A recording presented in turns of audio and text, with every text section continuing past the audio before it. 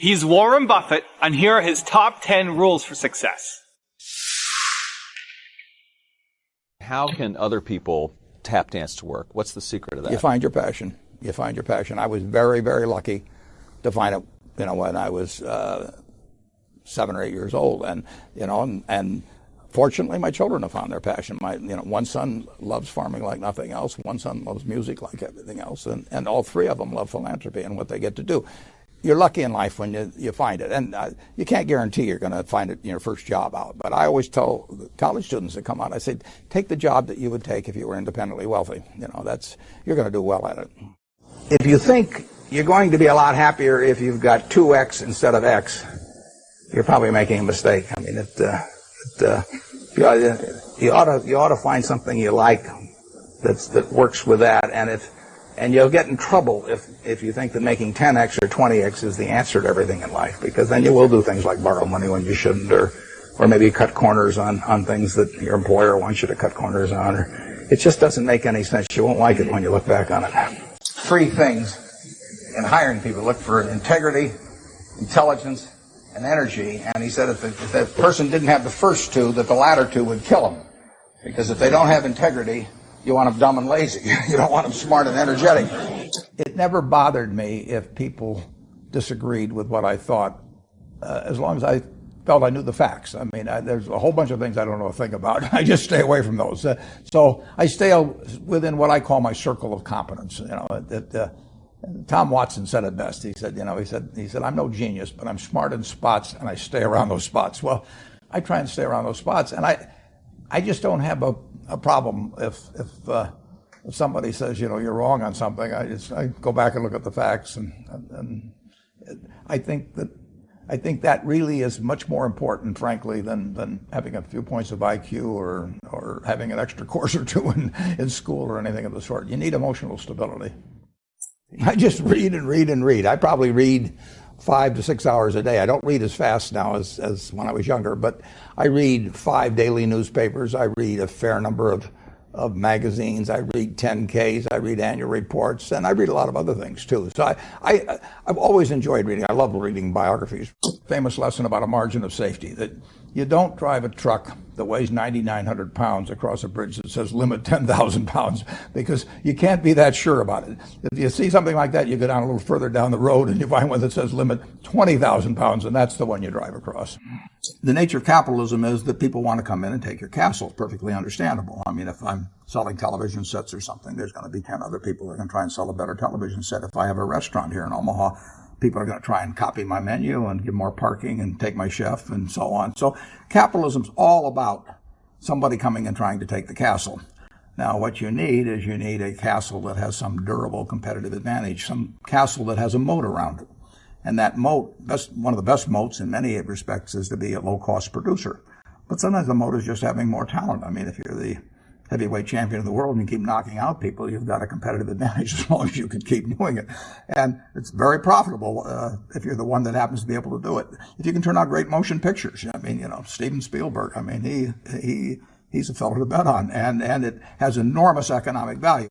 You'd be surprised at my days. I mean, they're very unstructured, no meetings. None. I mean, I don't like meetings. And I read a lot. I wish I were a faster reader. I'd get more done. But I do read a lot, and I'm on the phone a moderate amount. Our businesses run themselves basically out there. My job is allocating capital, and that's what I'm thinking about. But I don't like to have things all packed hour to hour to hour. And Bill and I are both extraordinarily lucky. I mean, we really get to do what we like to do, the way we want to do it, with people that we choose to be around, and they're terrific. I mean, we've really got everything our way, and we're very fortunate. And in his world, he has a different kind of pace than I have, but we both love it the way we do it. And my guess is that we're each the most productive in that particular mode too, because it fits our personalities and aptitudes. What kills great businesses, if you look at, I do believe in looking at history, and I try to I like to study failure, actually. And my partner says, all I want to know is where I'll die, so I'll never go there. And we want to see what has caused businesses to go bad. And the biggest thing that kills them is complacency. I mean, you want a restlessness, a feeling that, you know, that somebody's always after you, but you're going to stay ahead of them. You always want to be on the move. And when you've got a great business, you know, like Coca-Cola, which is, there aren't any like Coca-Cola, but you really, the danger would always be that you rest on your laurels. But I see none of that, obviously, at Coca-Cola. But that is the key, to compete the same way when you've got 1.8 billion servings being sold daily as when you were selling, 10 a day. And that restlessness, that belief that tomorrow is more exciting than today, you just have to have it permeate the organization. Who was Ben Graham? He was your primary mentor, model? He was a wonderful man, and he was my professor at Columbia. I read his book when I was 19 at the University of Nebraska, and I'd started investing when I was 11, and I started reading about it when I was like 7. So I'd gone through I read every book in the Omaha Public Library that there was on, by the time I was 12, on investing and stock market. And I had a lot of fun, but I never really found out, I never got grounded in anything. And it was entertaining, but it wasn't going to be profitable. And then I read Graham's book, The Intelligent Investor, when I was at the University of Nebraska.